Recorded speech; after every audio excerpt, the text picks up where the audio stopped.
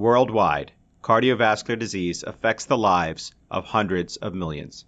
Dedicated cardio nerds everywhere are working hard to fight this global epidemic. These are their stories.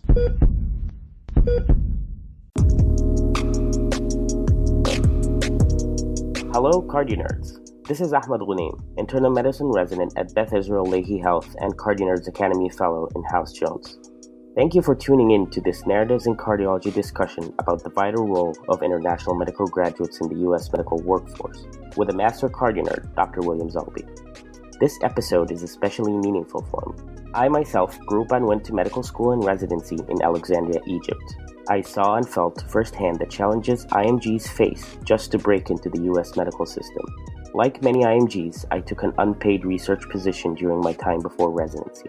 While this was a period of tremendous growth, it was a difficult time for my wife and myself financially, and thankfully we had family to help pay the bills. Not everyone is so lucky. When it came time for applications, I applied to nearly 200 programs. The cost, the rejections, the disappointments, and the uncertainties were disheartening at times, to say the least. I feel so grateful to my PD, Dr. Faust, and my mentors at Lahey for taking a chance on me and giving me the opportunity to contribute as a physician in the U.S. I'm also grateful for CardioNerds, who took a huge chance on me and gave me the opportunity to grow as an educator as part of the academy. Soon I'll be facing another application cycle as I gear up to dive into what I think is the best field, cardiology. Hearing Dr. Zoghbi's story and his successes as an IMG shatters a glass ceiling that has always been right above me. Rather than feeling daunted, I now feel inspired. Instead of disadvantage, I feel hope. To all my IMG colleagues, I hope you enjoy this special discussion. We stand together on the shoulders of giants like Dr. Zoghbi to fulfill our ultimate goals, to take care of our patients in the best way possible. Friends, we thank you for subscribing to and supporting the CardioNerds. This podcast is not meant to be used for medical advice. The views expressed here do not necessarily reflect the opinions or policies of our employers. Definitely make sure you claim free CME credit by using the link in the episode description. Relevant speaker disclosures are listed in the episode description. Welcome back, CardioNerds family. We have an exciting Narratives in Cardiology episode for you today. As many of you know, the CardioNerds Narratives in Cardiology series features cardiovascular fellows and faculty representing diverse backgrounds, subspecialties, career stages, and career paths, discussing why these faculty chose careers in cardiology and their passion for their work are essential components to inspiring interest in the field. Today, we will be focusing on the narratives of international medical graduates who have trailblazed amazing careers in cardiology, and we could not think of a better group of guests to feature. I'll take our first guest, Dr. Victor Nauffal. Dr. Victor Nauffal is Chief Fellow for the Division of Cardiovascular Medicine at the Brigham and Women's Hospital. Victor was born in Sydney, Australia, and earned his medical school degree from the American University of Beirut. He completed his internal medicine training at the Osler House Staff Training Program at the Johns Hopkins Hospital. He'll be pursuing subspecialty training in cardiac electrophysiology. His research efforts in cardiovascular epidemiology are focused on the intersection of genetics and cardiac arrhythmias. In his free time, he enjoys skiing and playing basketball. On a personal level, I very much look up to the brilliance and compassion of Victor. We've been great friends for years, and I would say starting from our GI service, although he tells me that we actually met years before that, but I was his supervising resident in intern year. He was a born cardiologist/EP person back then when he was presenting a patient to me, and he's told me that he suspects the patient has a right bundle branch block based on the split sounds of the P2. Victor, welcome. Dan, thank you. I'm truly excited. It's truly an honor to be among this distinguished panel. Really excited to be here today. And Dan, yes, we go way before that. I first met you when I was a postdoc at Hopkins doing a rotation on the Osler service as a postdoc/medical student. And the first day I show up, Dan presents this case from overnight, just brilliant, from A to Z, and was told by the ED physician that the patient did not have a pulmonary embolus. It was just short of breath because they had heart failure. And Dan was just not convinced and got that CT scan and diagnosed the PE and changed the patient's treatment. And I was like, out of my mind. This is the person I want to be when I train. And then we went along to be friends and colleagues over many years. And as you said, you were my supervising resident on my first rotation of the GI service. The other thing I remember, Dan, is I did the first call on that weekend. And you said, yeah, it's rough. It's 13 patients, but it shouldn't be a problem. But what you did not know is that I had never used the electronic medical record before. I was used to paper charts. So it was not easy, but we made it through it. Thank you for all the support and all the fun times we've had together. And looking forward to this episode.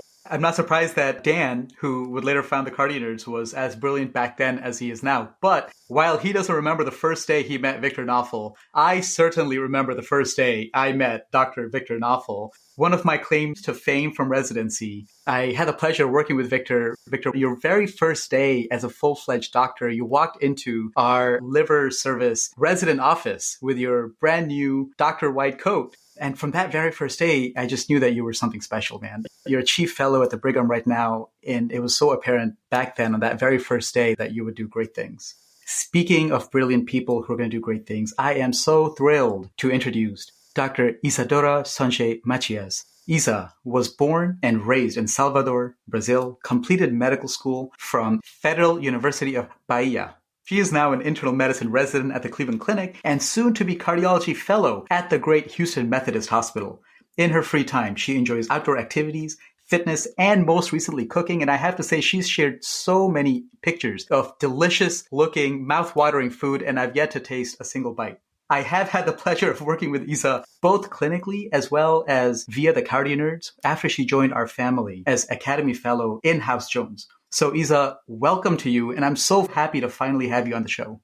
Thank you, Amit. It's such a pleasure to be here in this show with such special guests. And with the cooking, I need to perfect myself much more before I'm able to offer you anything, my friend. On the other hand, I'm actually super excited to introduce one of our other guests today, a very special person I met during residency interviews. I would like to introduce Dr. Giselle Alexandra Suero-Abreu. She's an incoming cardiology fellow at the Massachusets General Hospital.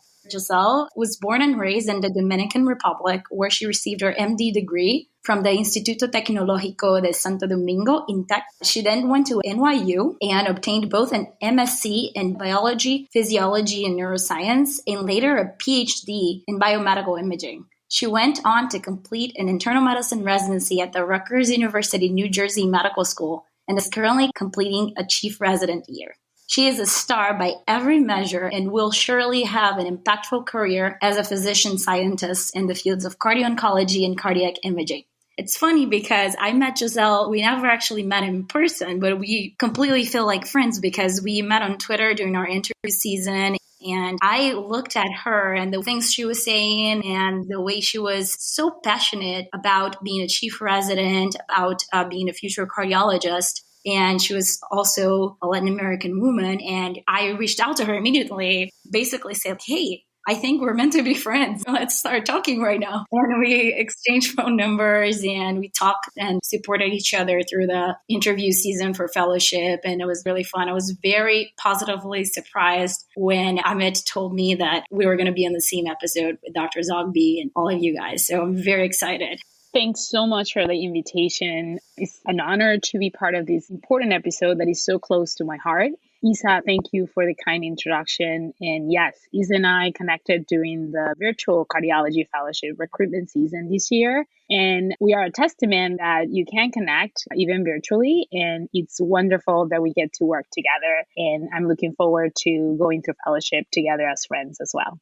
All right. I was left with the easiest and most difficult task of this episode today. So I was granted with the mission of introducing our guest speaker today, the one and only Dr. William Zoghbi. He holds the Elkins Family Distinguished Chair in Cardiac Health at the Houston Methodist DeBakey Heart and Vascular Center. He is also the chairman of the Department of Cardiology at Houston Methodist Hospital. He is a master of the American College of Cardiology and served as president in 2012. Dr. Zoghbi was born in Beirut, Lebanon, and he moved to the United States in the early years of his medical education. He did his cardiology fellowship at Baylor College of Medicine, where he stayed as professor for 20 years. In 2005, Dr. Zoghbi joined Houston Methodist and established a cardiovascular imaging institute. He also received the William L. Winters Chair in Cardiovascular Imaging at Houston Methodist DeBakey Heart and Vascular Center. In 2016, Dr. Zoghbi was appointed chair of cardiology at the same institution.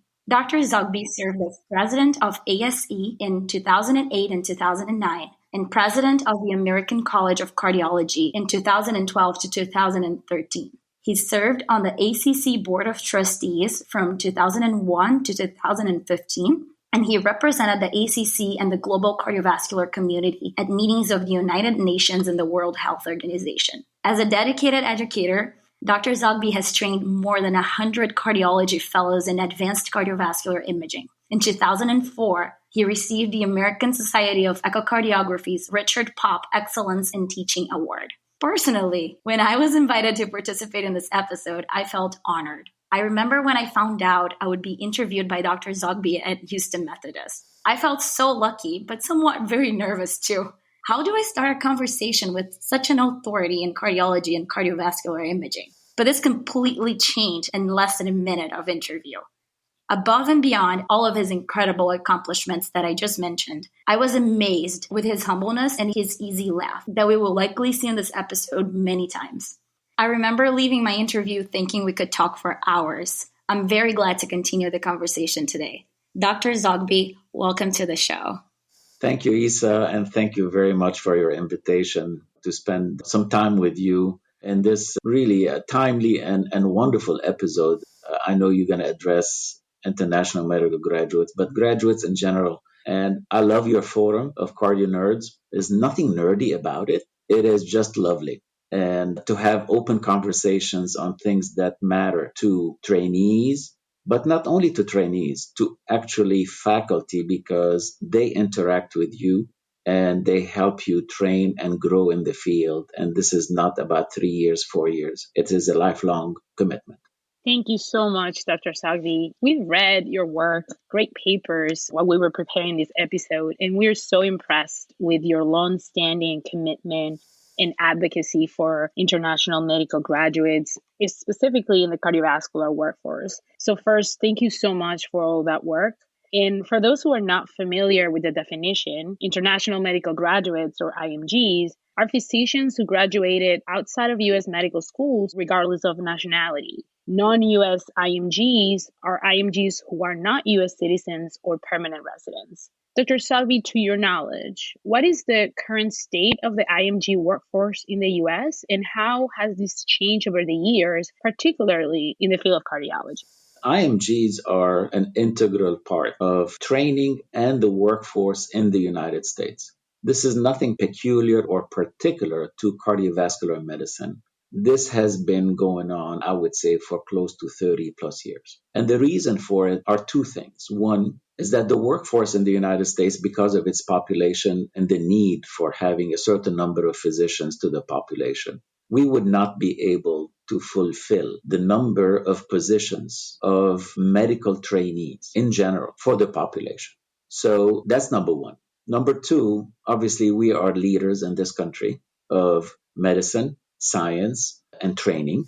We are really, truly looked upon as one of the stellar performers in that area. So it is natural, right, that individuals who are aspiring to train and maybe work in the United States from all over the world would be interested in joining forces, come and train, and everything else to do with medicine. If you look over the years, and these numbers have not changed, maybe the number of applicants have changed. But the workforce here in the United States, depending on the specialty and the area of medicine, could be between 25 to 45%, and at times even more, depending on what area. IMGs, this is their background. Obviously, they come in and train here and become integral part of the workforce in the United States. For cardiology per se, it also depends on whether it is general cardiology or some of the subspecialties like EP or interventional imaging. Again, it's between 35 and 55%. And these numbers have not changed over the years because of the, number one, need, and two, interest in these positions. Now, the number of applicants may have changed because at times it gets a little tighter for individuals to apply, the CS test that was done before and so many other things. So the pool was incredibly large. We're talking about 7,000, 8,000 applying for, a smaller percentage of that total pool. So yes, the number of applicants over the years have decreased, but the number of opportunities are pretty much about the same. That's amazing, Dr. Zoghbi. Thanks so much for your thorough introduction and explanation. So during my medicine residency at Cleveland Clinic, I was very lucky to be surrounded by a diverse group of co-residents, and many of them are IMGs. Many of them are also going to top-notch cardiology fellowship training programs. Still, we face a lot of difficulties in securing these desirable training positions. And I feel that even after residency, in comparison to my AMG colleagues, I feel like we end up struggling more and going through more barriers. In your view, what are some challenges that IMGs face as they advance in training and beyond?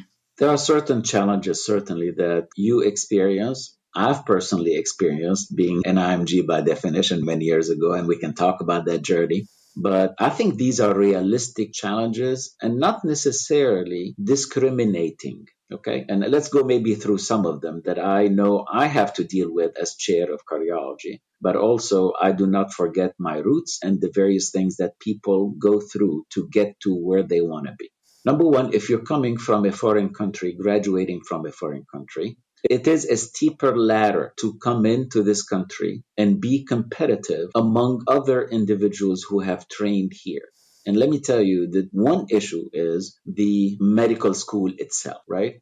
If the medical school is known internationally, has had already some connections with training programs here, and you see that actually, you see some pockets of training programs that have a pipeline, quote unquote, if you will, because they know the graduates, they know that recommendation letters mean something as opposed to being a generic recommendation high letter. Rarely people write poor recommendation letters, otherwise they won't try them. So number one then is, where are you coming from? Because in this country here, people know the various training programs, the various medical schools, so it's easier, and that's number one. Number two is who the recommendations letters are coming from. So the more connection you have besides the name, if there are some people who've been trained here and they recommend it. So there's some personal touch, if you will, at times in these situations makes it easier. But basically coming from a foreign country, these are the major challenges. On top of that is visas, right? People at times and programs at times may shy away from a J visa. Or if the trainee is insisting on having an H visa as opposed to a J, that makes it harder because it takes more steps, it takes more resources to be able to do that. So you have to keep that in mind when you request such a thing. And fourth is, how do you become competitive? So we talked about the advantages of training or getting medical school in this country. How can you be competitive? And it's harder. Obviously, quite a few of the trainees that are applying are almost top of their class, a high percentage of the achievement in their class. And I've seen a trend over the years is that for them to be more and more competitive, they opt to do other things in between to come to this country, meaning doing research, let's say in cardiovascular medicine. Many people knock on our door and we look at so many applicants. You can't accommodate all of them. But for those who can do some research before, at times they may do a year or two. So yes, that lengthens your pathway to come and training. They become more competitive because besides being productive, hopefully, they're connected now with a program that people either trust or at least they can add to their portfolio. So these are, I think, some practical challenges. Dr. Zoghbi, thanks for going over some of the difficulties that people face as they transition from outside into training and beyond here in America. I've got to recall a story from Dr. Martha Galati, again, who's such a tremendous mentor for us and thankfully had introduced us to you. So she did her medical school at McGill University, and she was telling me how she during her interviews for residency, she interviewed very well, actually. Not surprisingly, she's tremendous. But one of the institutions where she was interviewing, it had name tags that they gave to each of the applicants. And it was the person's name and the institution they were coming from. So it would say something like Amit Goyal, University of California, San Diego, Daniel Ambinder, University of Maryland, School of Medicine. And for her, it said Martha Galati, foreign medical graduate. And she said how it made her feel. It made her feel small. It made her feel alienated. And she ended up not ranking this particular institution. But there are several challenges that are real and tangible, but there are also challenges in terms of how you're made to feel as you're going through these various steps, even as somebody so accomplished and incredible as Dr. Galati. Yeah, and I think this is also realistic, and hopefully we can equalize the field. There may be some programs who prefer not to have foreign medical graduates be part of it because of the issues related to it. Not necessarily against a certain person and their background and maybe, the country where they're coming from, etc. But just to go through hoops. At times, they prefer not to. But I'll tell you something, they will be missing an amazing talent. And remember, this is not lifelong employment. This is providing an opportunity for trainees to bring in their knowledge, interact with other trainees, and all the issues of diversity and different backgrounds and all things that hopefully we will also touch upon. So I'm hoping that gradually some of these biases are lessened. And I think they are in a way lessened because if you take a look at most programs, they have IMGs within their trainees and within their faculty ultimately. But I think we have to be made aware of that and made aware of some of the challenges that graduates from foreign medical schools face in this country. Dr. Zoghbi, when I hear you speak, it resonates a lot with my own story. As you mentioned, as international medical graduates, we are always thinking how to become more competitive. And I was one of those examples. I pursue research degree, a PhD at NYU. But that also, as you very well mentioned, lengthens your training and poses other challenges during the application season. So you are faced with a system where then you become a candidate that is not typical. It's not a recent graduate. How do you see leaders could approach this in terms of holistically evaluating a candidate while at the same time having to look at many applications? What are your thoughts in that regard? Let me tell you, most training programs would look for best candidates that are obviously driven, motivated, knowledgeable, because they have to take care of patients, remember that, and that they can perform, and hopefully it's a mutual, working relationship. And as I mentioned, it is a bit difficult, and you have to, wear the hat of the program director and the program itself. How do you pick such individuals? And you hope that ultimately you're going to have some connection to various programs outside the United States. To me, I think this is an asset. When we look at applicants coming on board, we take a look at the whole portfolio, not the grades only of a step 1, 2, and 3. Obviously, these are important. These are objective criteria. Take a look at their background, their motivation. What have they accomplished? Right? Are they going to be a good fit? Are they motivated, energetic, and productive? And they're great physicians to start with.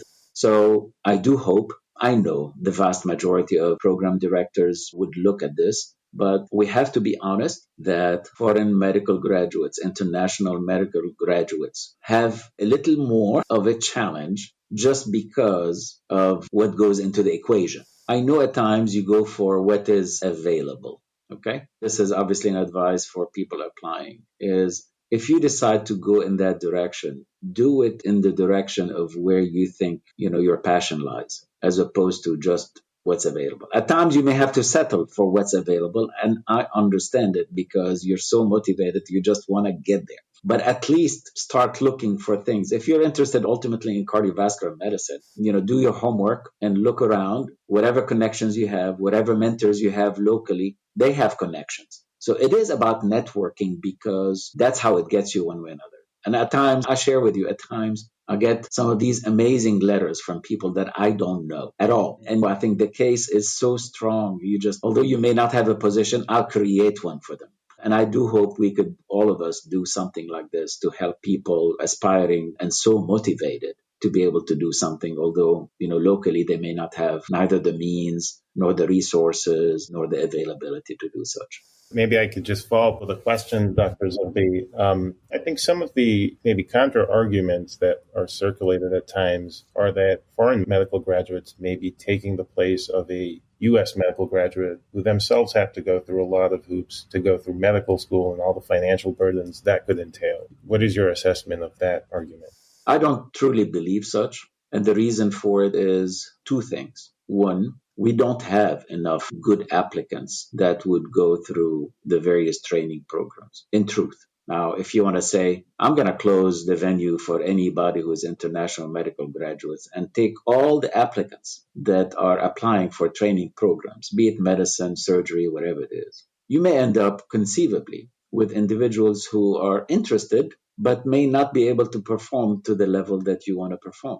So I leave it personally to a competitiveness of people who are motivated, who are interested, who have the right passion to go into medicine, who have what is needed, because we want stellar people going further into this field. This is not the stock market. This is not about business savviness. This is about hopefully fulfilling a mission.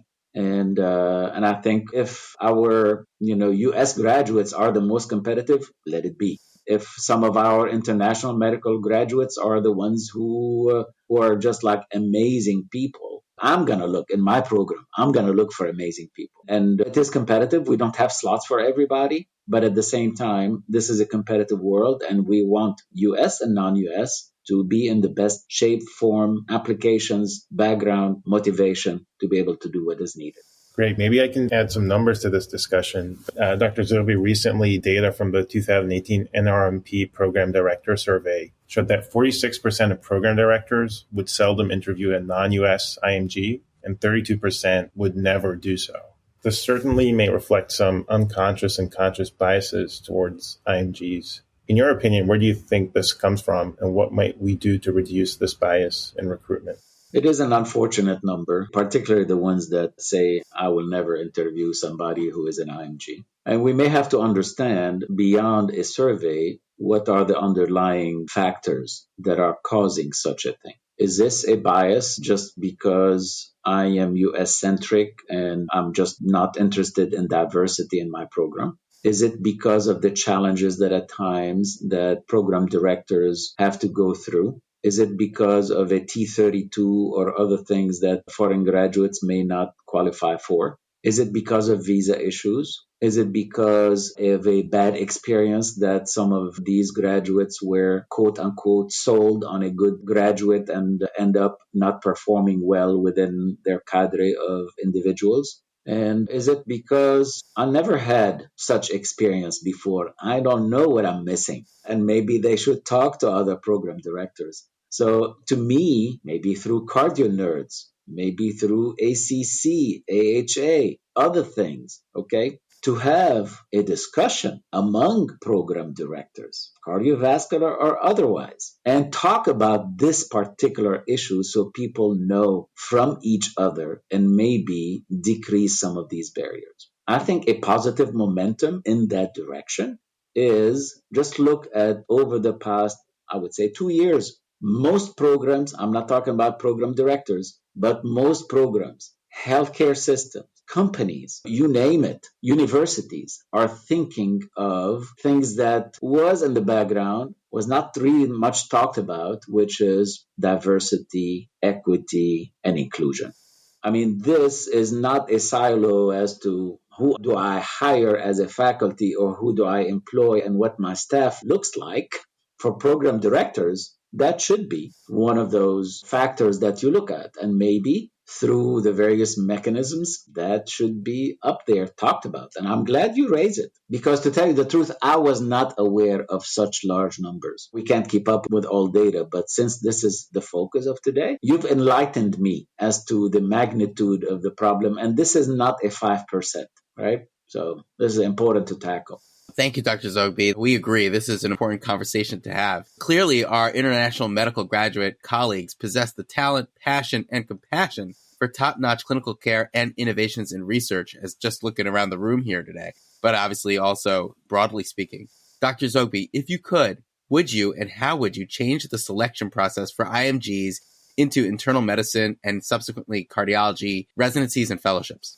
In my own program, I'm not going to change anything. And let me tell you why. Because we look at them in as favorable look, we look for this. And our track record shows that we like diversity, not only in the United States, but also because this is an asset and we can talk about that. But I'm just thinking out loud how personally, I think you have to present the candidates in a most objective and compelling way so that they can be competing. And if I have from an obscure medical school that I haven't learned about, I don't know about all the medical schools.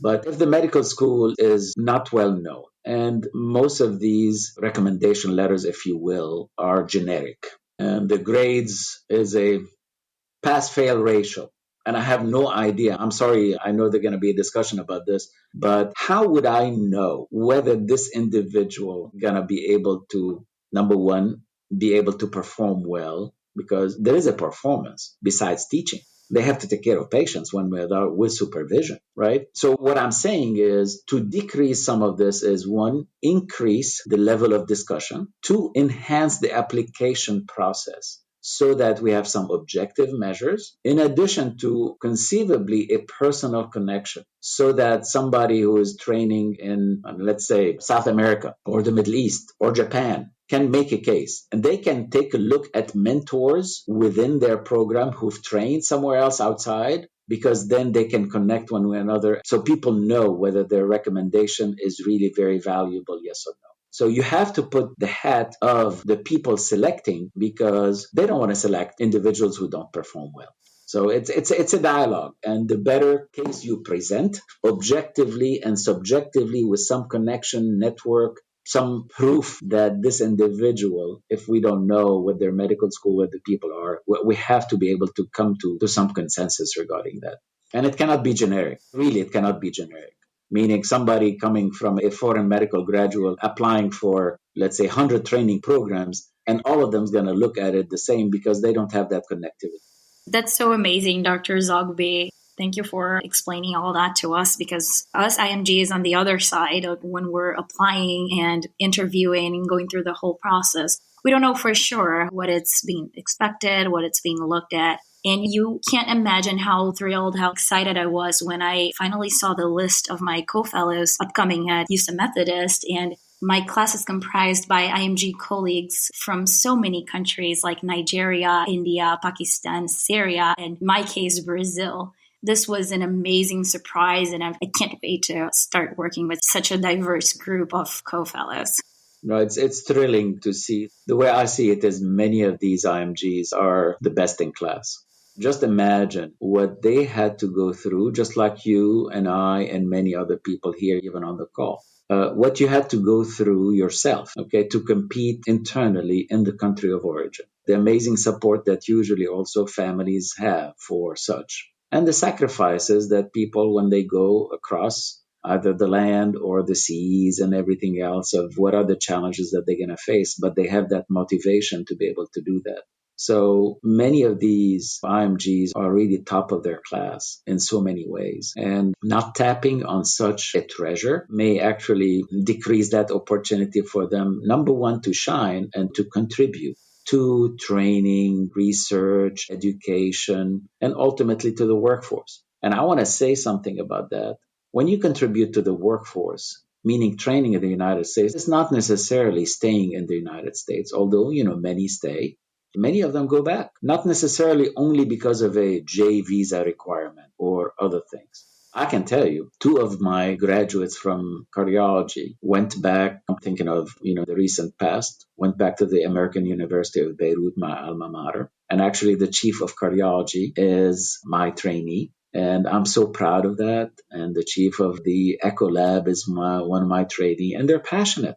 So let's give them the opportunity to train among the best, learn and acquire the knowledge and the experience in, the best training programs in the United States. And for those of them who want to go back and serve their country and give, to their community and their society, we would encourage them to do so. But ultimately, it is their choice. So it's not necessarily a brain drain. Yes, there is some of that, but you cannot stop it. The same thing is for engineering, computer sciences. But also there is this collaboration that goes both ways, right? That goes both ways between us and here. I try to help my alma mater in so many other ways. I try to help people in the Middle East or South America in so many ways. You may not necessarily be there physically, and you want to give back as much as possible and interchange. And that's one positive thing from this pandemic is we can reach almost anywhere, and we have the technology to reach almost anywhere. So let's keep that in mind when we train IMGs here in this country.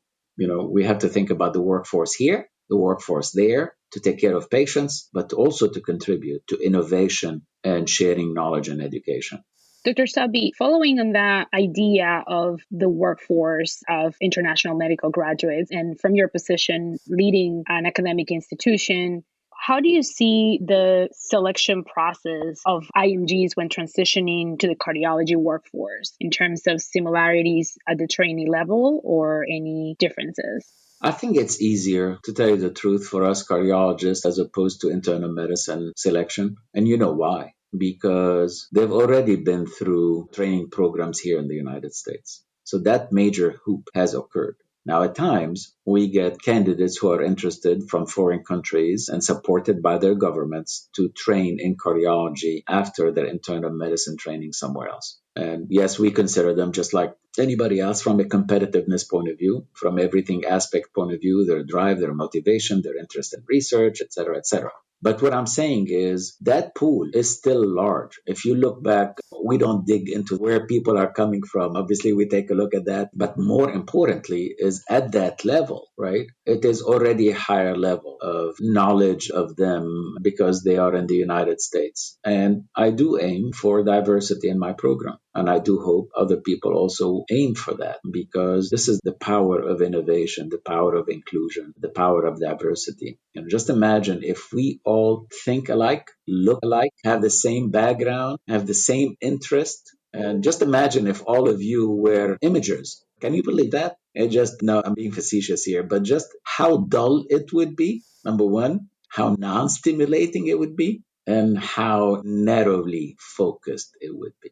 Dr. Zoghbi, one of the other challenges that foreign medical graduates who want to pursue an academic career, especially in cardiology, face is the limitation of funding at the trainee level to do research. And although there are some funding mechanisms through societies, those remain limited and very competitive. Through your leadership roles and at your current program, what are ways that you've tried to support foreign medical graduates to pursue such careers?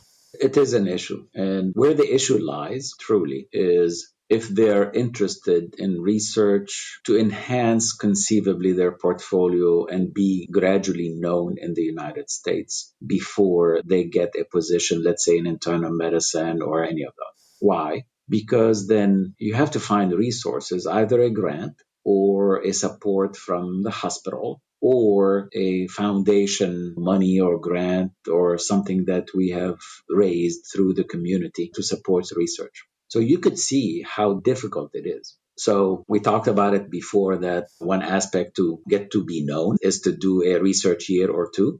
But the challenges of that research year or two is just like you mentioned, is how do I support it? Now, at times I have a grant and at times I see, my goodness, this person is quite impressive to do that. But part of the issue that we deal with besides resources, Victor, is the level of their training. Meaning, if I'm a cardiologist and I'm looking among my faculty about positions, ideally, it would be somebody who's certainly finished internal medicine, has had some cardiology exposure through their training, meaning just above medical school for the quote unquote training period, depending what they do. So you have to marry the level of knowledge of that individual. If they're just coming out of medical school, it is the motivation and the bare minimum of knowledge about medicine. So you cannot ask them to do a highly technical task that other people needed almost a year to get trained in. So you have to match then their aptitude to the research area. If it is chart review and nowadays electronic chart review and things that can be rather generic, that's easy. But usually that's not funded. Dr. Zoghbi, when integrating into the workforce, pursuing careers as physician scientists, I agree with Victor, sometimes there could be challenges in terms of funding because of visas. Is that something that is at the institutional level, there could be any initiative to address, or is it more that becomes one of the challenges for IMGs when pursuing academic careers? This is a true threat and a true challenge. Many of the IMGs, unless they have a connection through family to be able to have, let's say, a green card or a citizenship, they have to deal with a visa issue. This is reality. As an employer, right? Somebody who's going to bring this on as an early career on faculty, you have to be willing to say to yourself, it is worth to go through either an O visa or something else or support an H visa. Obviously, the candidate themselves, I'm pretty sure, are very knowledgeable and resourceful to try to find somebody to help their application to make it easier for the institution itself.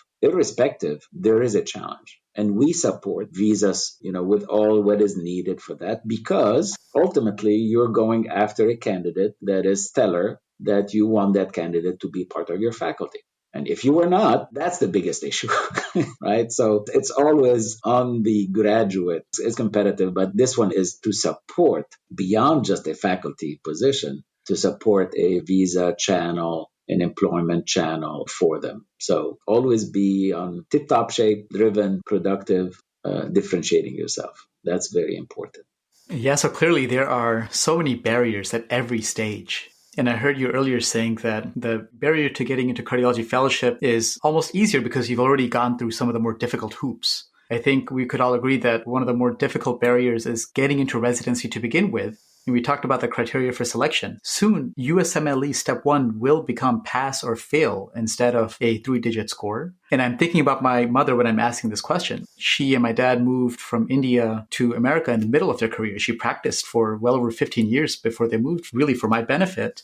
And of all the barriers that come up, there's also financial barriers. We lived in a small apartment in Brooklyn, and they didn't have enough money to buy a desk. So they bought this big, huge pillow from a garage sale. And from sun up to sundown, she would sit on the floor with a pillow in her lap, and that would be her desk for studying her USMLE books. It's something that this USMLE Step 1 is a huge factor in the selection process to residency. How do you think that the move to pass-fail will affect IMGs, and what impact will it have? Objectively, I'm very concerned about it because it's easy to do pass and fail, right? So I'm just wondering where the cutoff is. Just imagine the cutoff is anything you do that is rather acceptable, you're pass. And to get a fail, how often have you seen a fail on an application? So we're going to end up with the same number of applicants with all the P's and less than 5% F's. And you could say, if I give numbers, then I'm differentiating between people. But, that's our life, right? You try to impress people one way or another, either with your performance or with your connection with other people so they can give you a recommendation letter. Basically, not everybody can perform at the same level, right? So I'm going back to the challenge. Now I have a pass-fail. We got that. As a program director, what do I look at to identify whether among, let's say, cardiologists, I have 750 applicants for 6 or 7 positions. I need to look at something objective, and remember, it is rather objective about knowledge, not necessarily performance. So you take it as one parameter that is rather objective and marry it with all the others. Now I'm dropping this one completely. I take a look at the institution where they are. I take a look at some recommendations letter, which are always rosy or rosier. And what do I take a look at? So it makes our job much more difficult. Okay? So that's one. Take a look at universities, right? In universities, I'm not talking about medical school. You still have to do some testing. Now, because of pandemic, obviously it's a different thing, but you still have to do some testing to judge as opposed to the subjective opinion of 3 or 4 people that are recommending you. And you know that you're choosing these 3 or 4 people because they will write you a good letter. I am truly opposed to this. Now, people in education may have a different way of looking at it, but I'm very pragmatic. And I think it helps us from an objective point of view, whether individuals as such have at least the knowledge of this. Understanding not everybody, can take tests or perform as well as others, but that's my concern. So I would like to turn to a recent JAMA Cardiology viewpoint that was very stimulating, Dr. Zoghbi, and you wrote with Dr. Ankur Kalra in 2017 that was entitled Travel Bans and Threat to U.S. Healthcare. Our Hearts Are at Stake. You highlight in that article the sizable proportion of IMGs amongst medical trainees in the U.S. and the critical gaps that they fill in areas of need in the U.S. medical system. I have a sense that this may be underappreciated by the general public. Through your experience in many leadership roles, what are ways we could promote to the U.S. public the role of foreign medical graduates in the healthcare system and in their health eventually? We felt Ankur actually was senior fellow at that time. Now he's faculty, an amazing person. And actually, I have to give him credit because he is the one who said, we need to write something. And I said, definitely we need to write something because if we see a threat, and I think that's an advice for all of you. If you see something that does not fit well with your values, your opinion, and you feel strongly about it, you have to voice it one way or another. And we work closely with JAMA to be able to have a balanced piece that focuses it, not only necessarily on cardiovascular, but the importance of of international medical graduates and what they bring to the equation. I know we mentioned quite a few things in the interview already, but we are enriched by different backgrounds, different opinions, different genetic pool. And that's actually the best for medicine and for humanity. The United States is actually the land of opportunity, and it is a land of where you bring people, and that's how it was founded, right? From all walks of life who can contribute to a better future. So how do these IMGs contribute to a better future? Number one, they are among the most skilled people. And we know that from testing, from where they come from, how well they perform. And we mentioned that through in the article. But importantly also, when they're done with their training, they go in the workforce and help, the needed situations. Many of them are in rural areas. Some of them certainly are in big cities. And to tell you the truth, some people may shy away from going in rural areas where we need to be. So I think their contributions to clinical care, and we mentioned also that they perform, I don't want to compare things, but certainly they perform in a stellar fashion. Also look at the innovation, look at the areas of research, their contributions, their new discoveries. Just pick up any journal. I'm not profiling people, but pick up any journal. And you'll find that beauty of diversity, of collaboration, contribution, and the same thing is in the educational field. And when these trainees come on board, as I said before, they are in a way global. So they work here conceivably, but they may go back and work in their country of origin and contribute. And also they become this collaborative, this link, right, between the United States and various regions of the world. And you could see that in how also professional organizations have made themselves. I pride myself and Dr. Jamil Tajik for us to start the international mission of the ACC with chapters. We had 0 chapters, and now we have almost close to 50 chapters throughout the world. And many of the people involved are IMGs, either here or they went back to their country of origin. And you see the dialogue, the sharing of information. We learn from them because they have different challenges and maybe different diseases and different approaches. I mean, we're all about spreading knowledge, improving care, and improving knowledge. So we felt strongly about it to write about it. Dr. Zoghbi, this was beautiful. And this paper really resonated with my path. And I was really touched by a part of it that, if I can quote yours and Dr. Kalra's paper, was the multicultural, multi-ethnic, open-minded floral fabric that has defined American medicine and contributed to its success over the years. This was so touching to me, and I would like to go ahead and start our narrative section of this episode by quoting this part of your paper, which was so beautiful and tells us so much about how amazing it is to have diversity. Thank you. We felt strongly about it, and I know many people feel the same too. And we hope, I think, with the more emphasis, if you will, on the importance of diversity, equity, and inclusion, that we go beyond the origin, quote unquote, the look, quote unquote, the background, quote unquote, and think about the reality of where we are to make things better for the future. You are, the early careers or the trainees that these responsibilities in cardiovascular medicine are upon your shoulders. We've made our mark. I want to make sure that what we had can be improved on. And I want to make sure to support such endeavors because we're here for a finite time. There's no question about it. And we want to make sure we pass on the torch for other people to take the leadership and to be in good hands for you, your kids, your future generations.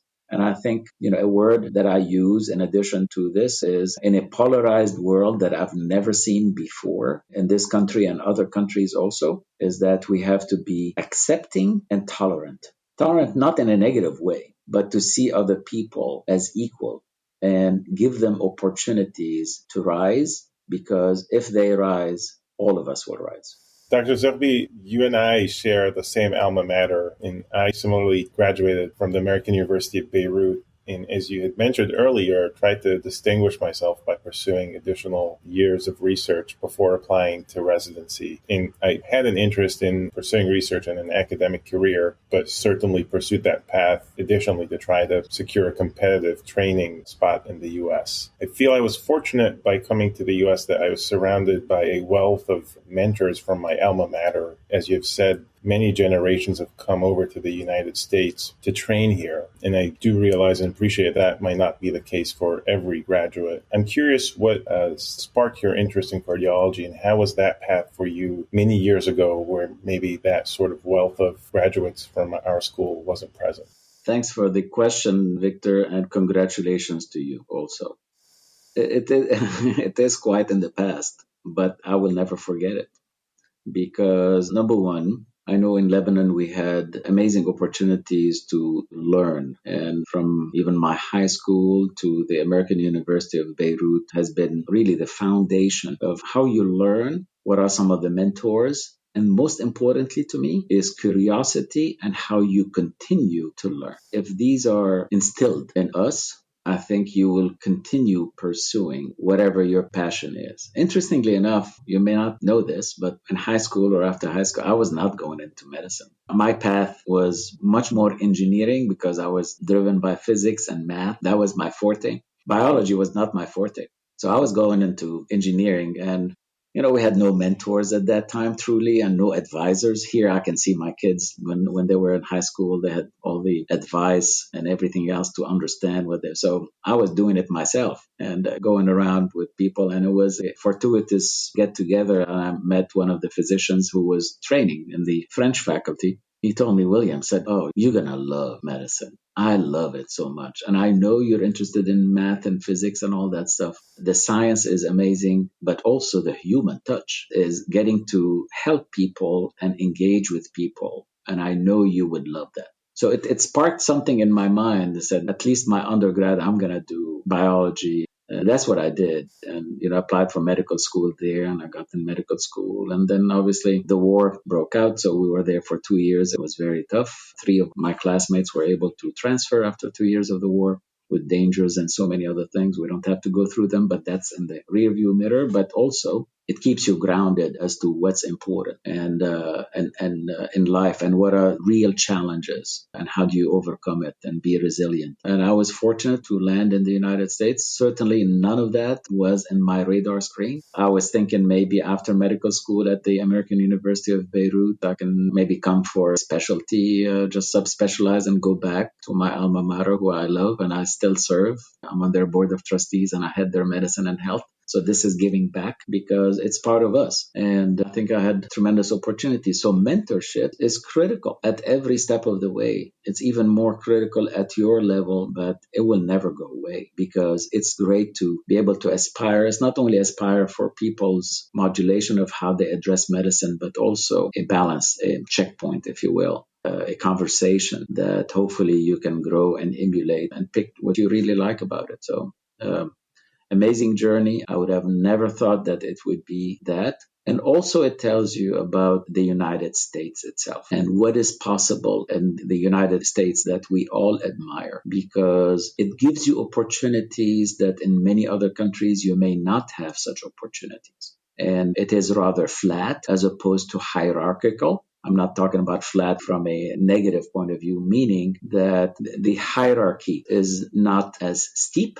nor as negative in a way that you see in many other countries. And I would have never dreamt that I would be president of 2 societies, certainly the American College of Cardiology. And that tells you also about the opportunities that you could have in the United States if you make your mark and you're selected one way or another. And that was not certainly on my radar screen. I was not really aspiring for that in my early, even mid-career, but it was a pleasure to serve. Well, we are all very proud of you and thankful for all your mentorship and support throughout the years.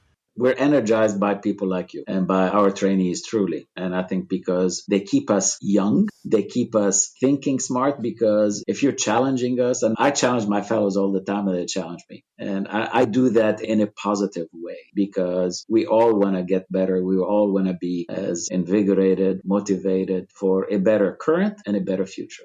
Dr. Zoghbi, can you share with us, as you were transitioning to the U.S. and going through all those accomplishments that you were mentioning, were there any challenges that you faced that you want to share?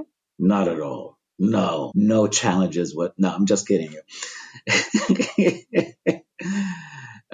I mean, some of them are personal and some of them are probably universal. I'll tell you the personal one is I'm French educated. So understanding the spoken language and the various dialects and impressions and words is different if you read it in a book and then listen to it. So the first thing was hard for me was to speak it fluently as opposed to write it and understand it in books like you go to medical school, right? Because I've transferred in the middle of medical school. So that was an interesting one. But interestingly enough, you dream in a language that you master. I dream in English nowadays. I used to dream in Arabic and French, but it is interesting.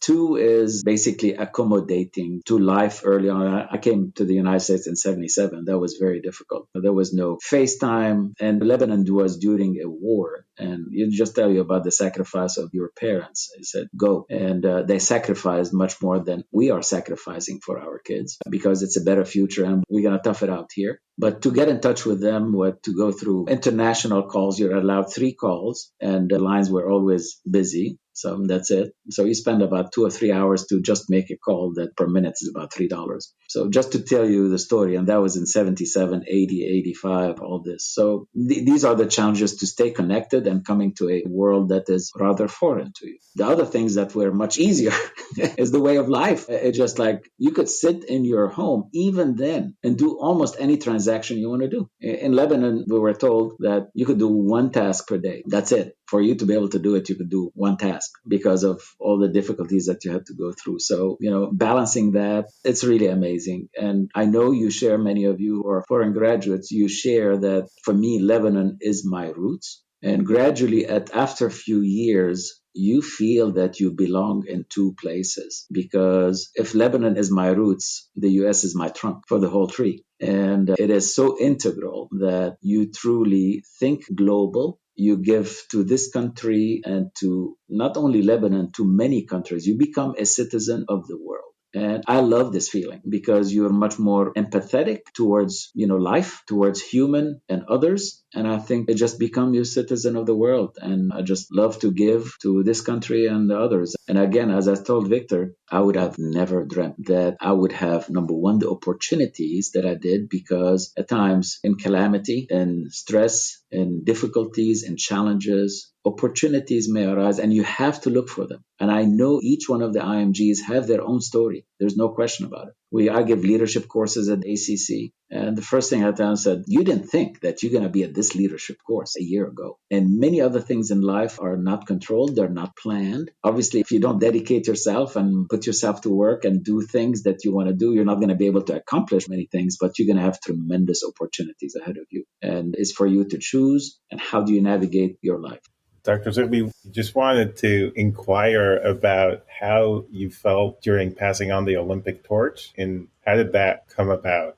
Oh, that was very simple. I got a call in July of 2012, said, are you busy July 9th, 2012? Said, no, I'm not busy. He said, are you interested in carrying the torch? And said, I'm definitely not busy. It didn't come about because of my athletic capabilities. I can tell you that, Victor. I was new president of the ACC, and we were asked to represent the cardiovascular community in the United States. So I was honored and privileged indeed to do that. I was thrilled. I can tell you, I trained for it because it's not a short distance and you have to carry that torch that is rather heavy. And I did not want to drop it.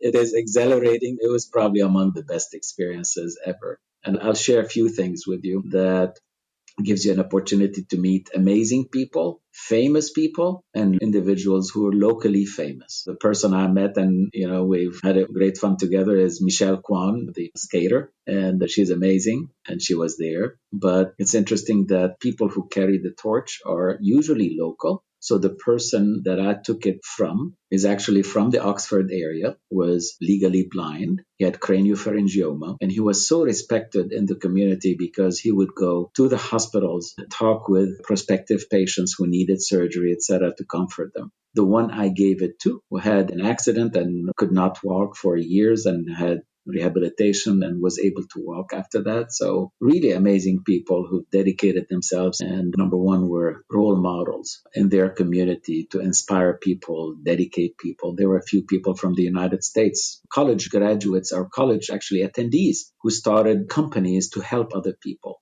One had started by collecting sneakers and giving them to the community. You're talking about 30, 40,000 of them, refurbishing them, et cetera, et cetera. And these are at the college level. So you're in awe as to the other people that are involved and they're recognized. And I think that was an amazing experience that I will never forget.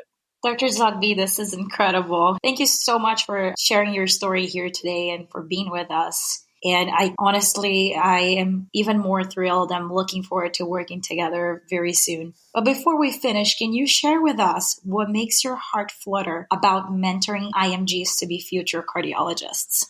Let me tell you, I enjoy mentoring and training trainees, early career. This is my passion. My passion is cardiovascular medicine and training and sharing knowledge. I have a particular affinity for IMGs, and the reason for it, they remind me of my path to the United States. And I feel with them the many challenges that we talked about today. At times, a flashback, and I inquire about their backgrounds, their families, what they had to go through to come. And it tells you about the motivation of people, their drive, and what they're aspiring for. It's a hard path for IMGs, but I'm so proud of them because they come, train, dedicate themselves, incorporate themselves into the workforce, go back and help people back home, because that's our mission. If we take care of patients and we push the innovation field, right, for a better future and make sure that we educate current physicians, educate the community, volunteer in the community, educate the future generations of physicians that will basically be the leaders and the workers of the future, I feel that we would have done a good job. And IMGs have, similar to others, but they have a little more burden going through because usually their families are not close by. Nowadays, yes, you can connect in different ways, but also each have gone through some hardships to be able to get there.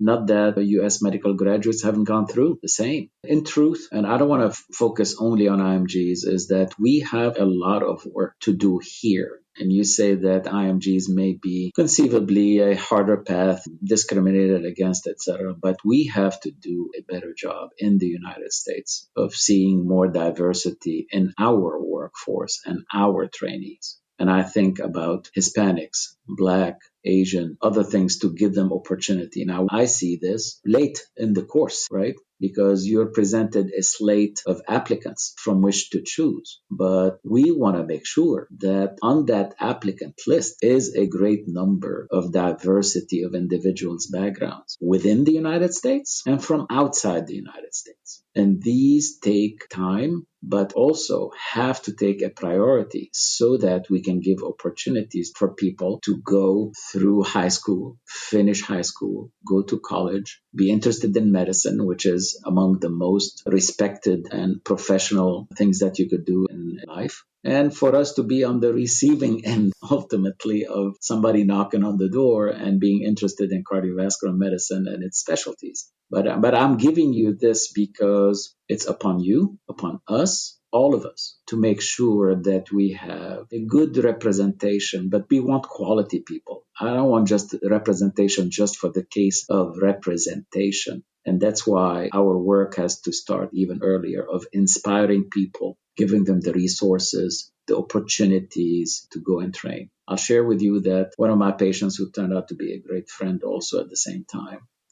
is an owner of a salon, okay, here in the Houston area. So just imagine that this individual who has no connection to medicine decided to do in his company to make sure that if the children of these employees are interested in medicine, that he would finance the whole medical school for them. So, I mean, this is reaching out to the community and enticing people, taking away at least the barrier of resources. And I'm pretty sure you know many people who could do the same. I know many people. The question, is this a priority? And I think it is a priority for all of us to make sure that we treat IMGs in the fairest way. Yes, they have different challenges and we can't take them all out. But I know their motivation is strong enough to be able to join our trainees, our workforce, and also communicate and share knowledge and expertise and give back to the country of origin. Wow, Dr. Zoghbi, thank you so much for such a powerful discussion. And a very special thanks to Isa, who led and coordinated and planned this episode. I'm thinking, who are IMGs? Well, they're the backbone of American healthcare. They are our friends and colleagues. They are leaders like yourself, Dr. Zoghbi. There are teachers and mentors, and I'm thinking to one of my personal mentors, Dr. Goyal, who's also from Lebanon. They're physician scientists. And I'm looking at Giselle and Isa and Victor. And you said, Dr. Zoghbi, look at any journal and open up and look at the names. And I would say, look at the many CardioNerd episodes. They are CardioNerds. And for me personally, they're also my mom and dad. So I think this discussion will touch many people, and it's important for all to hear. Thank you so much for your time. It's a pleasure being with you, and I'm so proud of all of you. I'm so proud of what you accomplish, and I'm speaking here to IMGs and all trainees, truly. I really don't differentiate, but I think it's important to highlight that if there is a differentiation, we have to take it out. And I think your forum of CardioNerds will message it so well, and I'm so proud of all your accomplishments and this is volunteering work, right? On a Sunday. That tells you also where your priorities are, right? If you were just a 9-to-5 worker and that's about it, that's all what you want to do, you would not do this. And I think it's important for each one of us, trainees, early career, late career, whatever it is that you want to talk about, to think beyond our little microcosm and see how can we do things a little better and during our stay here, a little better for our colleagues, our patients, the field, and all the world. And I think this is our mission.